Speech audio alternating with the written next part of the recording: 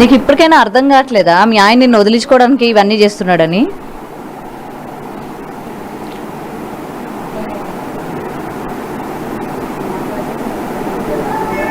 ఎట్లా నమ్మావమ్మా అసలు? ఇప్పుడు వస్తాడన్న నమ్మకం ఉందా? నీ మీద ప్రేమ నిజంగా ఉందనుకుంటున్నావా? వస్తాడు అనుకుంటున్నావు? ఉంది, వాళ్ళు ఎవరో స్టాప్ చేస్తున్నారు అనుకుంటున్నా. ఎవరు స్టాప్ చేస్తాడు? ఇంత చేసినోడు ఇక్కడ ఆల్రెడీ కాపురం పెట్టి 2.5 ఏళ్ల నుంచి ఇక్కడ ఉన్నోడు ఆ ఆపినంత మాత్రాన్ని ఆగిపోతాడంటే ఎలా నమ్ముతున్నావు నువ్వు? ప్రేమ ఉందక్క. ప్రేమ ఉంటే 5 రోజుల్లో నువ్వు డెలివరీ అవుతావు, ఇట్లా నిండు చూడాలని ఇట్లా వదిలేసి వెళ్ళిపోతాడా చెప్పు? 15 రోజులు అవుతుంది, నువ్వు ఏం తిన్నావు ఏం చేస్తున్నావు అని ఉంటుందా చెప్పు? పోనీ ఒక్క విషయం లేదు, అసలు ఏం లేవు. మరి అదే ఒక 10 రూపీస్ కూడా ఇంట్లో పెట్టి పోలేడు. అయినా సరే మనీ ఇచ్చి చూసుకోకున్నా సరే తోడుగా ఉంటా చాలు. మరి ఏదా తోడేది ఇవాళ? ఇంకా ఎలా నమ్ముతున్నావు నువ్వు ఆ మనిషిని? వాళ్ళ ఇంట్లో వాళ్ళు ఫోర్స్ చేసి బంధించిండ్రు అక్క. లేదంటే నీ దగ్గర ప్రూఫ్స్ ఉన్నాయా? బంధించాడన్న ప్రూఫ్స్ ఉన్నాయా? సరే ఆ అబ్బాయి తప్పించుకొని వచ్చే మార్గం లేదంటావా? మరి ఉంటది, మరి రావాలి కదా. మరి ఇక్కడ నా భార్య నన్ను నమ్మ వచ్చింది అని చెప్పి ఇట్లా కూడా చెప్పిన. మీ ఇంట్లో ఒక పని మనిషిలాగా అయినా పడి ఉంటా, అన్యాయం చేయకు అని కూడా చెప్పిన. ఎందుకు ఉండాలి? నువ్వు నీ కాళ్ళ మీద నిలబడే ఉన్నావు కదా. నువ్వు నీ కాళ్ళ మీద నువ్వు ఫోక్ సాంగ్స్ చేస్తున్నావు, కవర్ పేజెస్ చేస్తున్నావు, లేకపోతే ఇండస్ట్రీలో ఎవరో ఎలాంటి వాళ్ళో నీకు తెలుసు, అలాంటి దాంట్లో నువ్వు వర్క్ చేస్తున్నావు, నీకు తెలియదు ఆ మాత్రం? ఎందుకు వాళ్ళ ఇంట్లో పని మనిషిలో ఉండాల్సిన అవసరం నీకేంటి? అన్యాయం చేయకు, అట్లనన్నా బడి వస్తాం. మీ ఇంట్లో మీ ఆవిడకి సేవలు చేసుకుంటా ఆయన ఉంటా అని కూడా చెప్పిన. ఇలాంటి వాళ్ళు ఉండబట్టి ఇలాంటి వాళ్ళు ఇలా ఉన్నారు. నిజం చెప్తున్నా, ఇలాంటి వాళ్ళు ఉండబట్టే ఇగో ఇలాంటి వాళ్ళు ఇలా చేస్తున్నారు. ఆల్రెడీ పెళ్ళం ఉంది, పిల్లలు ఉన్నారు, అది పెట్టుకొని నిన్ను మళ్ళీ మోసం చేసి పెళ్లి చేసుకున్నాడు. ఇవాళ నువ్వు కడుపుతో ఉన్నావు, నిన్ను వదిలేసిపోయినాడు, మళ్ళీ ప్రేమ ఉందని చెప్తున్నావు నువ్వు. ప్రేమ ఉందక్క, వీళ్ళందరూ చెప్పట్లే అక్క. ఎంత బాగుండే వాళ్ళమో ఇద్దరం. మరి అంత బాగుంటే ఏడి మనిషి ఏడి? ఫోన్ చేయి ఒకసారి, చేయి, ఫోన్ చేయి. ఒక నెంబరే ఉందా మీ ఆయనకి? 2 ఉన్నాయి, 2 switch off. The number you're calling is out of network coverage area. Please try later. ఇంకో నంబర్ కూడా ఉంది, వాళ్ళ వైఫ్ది కూడా ఉంది. వాళ్ళ వైఫ్ ఏమంటుంది? తను రానివ్వట్లేదంట, హెల్త్ బాగాలేదు. నీ వైఫ్కి కాల్ చేయ ఒకసారి, వాళ్ళ వైఫ్కి కాల్ చేయ ఒకసారి. మీరు డయల్ చేస్తున్న నంబర్ ప్రస్తుతం బిజీగా ఉంది, దయచేసి తరువాత ప్రయత్నించండి. తెలుసా నువ్వు ఇప్పుడు ప్రెగ్నెంట్ అని తెలుసా వాళ్ళ వైఫ్కి?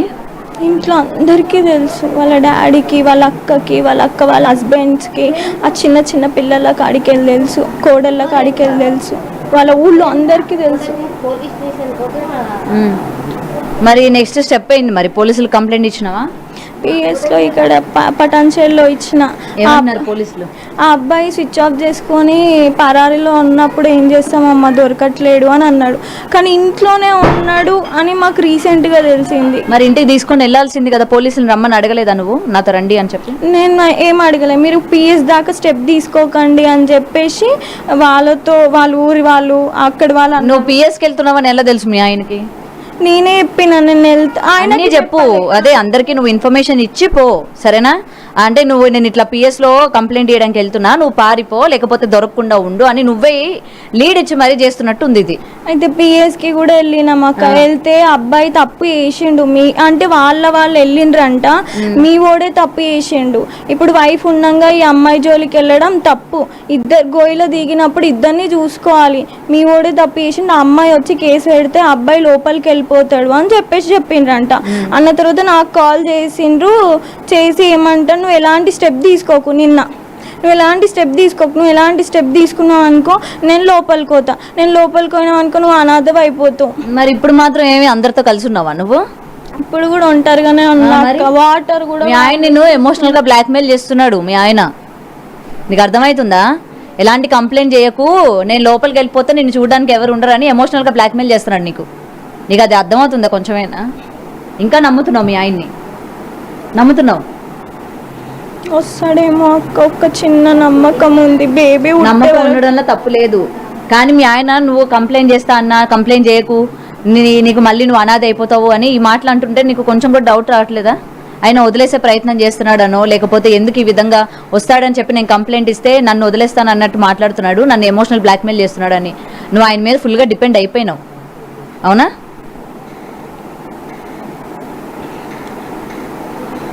ఏదో ఒకటి చేసి కనీసం ఈ బేబీ డెలివరీ అయిందాక నన్ను రమ్మనండి అక్క, నాకేం అర్థం కావట్లేదు. కనీసం ఇంట్లో తినడానికి ఫుడ్ కూడా లేదు.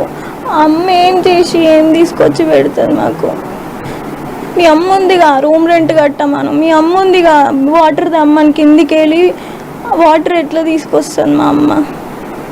డెలివరీ టైంకి వస్తే సైన్ పెడతా, ఆ సైన్ కూడా బెటర్ అక్క, పెట్టినా కూడా అక్కడిక్కడ తారుమారు చేసేస్తా. నీకు అవసరం ఇలాంటి భర్త? నార్మల్గా అడుగుతున్నాను నేను.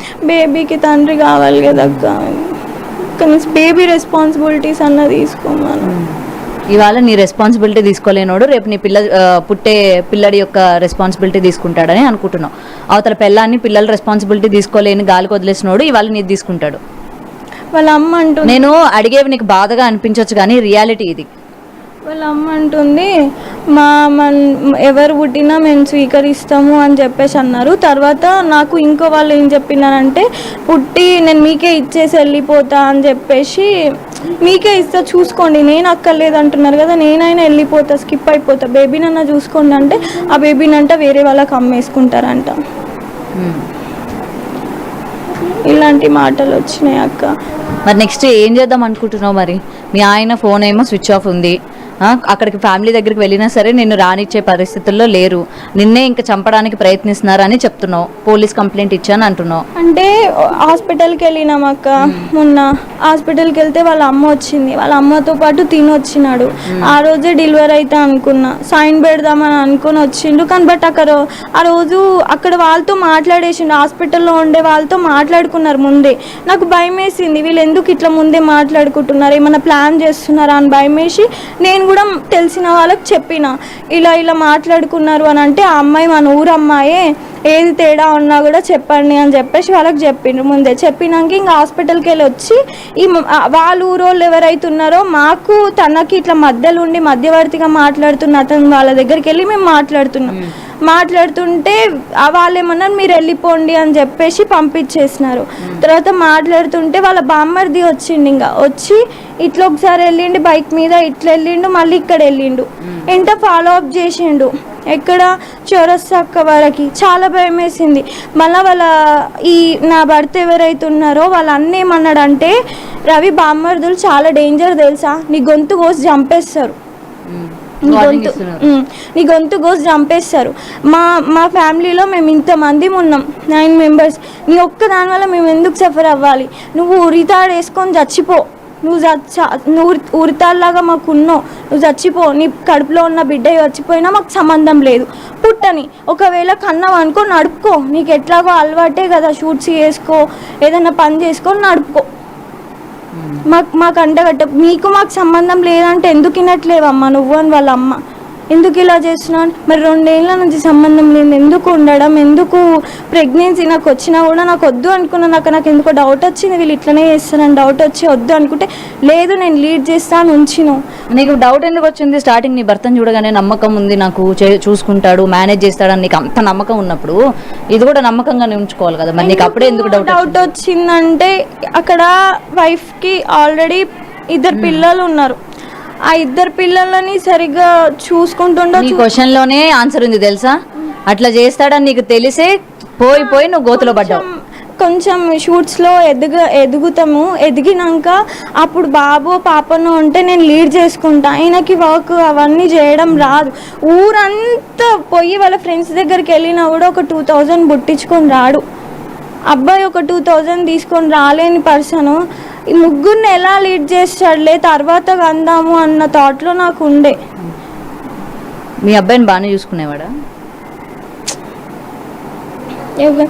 దేవాంశ్ తన కొడుకుని ఎప్పుడు కూడా, ఈవెన్ నా పాప పుట్టినప్పుడు కూడా నా దగ్గర ఇంత ఉంటుండే కదా, పాపని కూడా ఒక్కసారి కూడా యాడ్ చేయడం కానీ, పాప కోసం మాట్లాడడం కానీ నా దగ్గర ఎప్పుడు జరగలేదు.